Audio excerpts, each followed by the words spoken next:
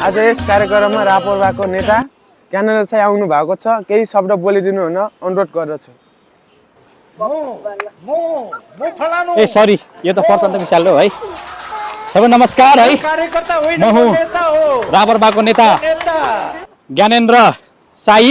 तर म साई भन्न चाहन्न, अब मेरो नाम चाहिँ ज्ञानेन्द्र ढाडे भन्न चाहन्छु।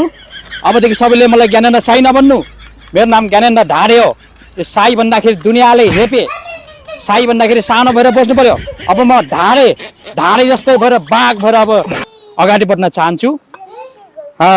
म पहिला जुम्लाको पैसा त हुनुपर्छ, गाउँमा भेडा चराउँथे होइन, महत्त्व त छ नि।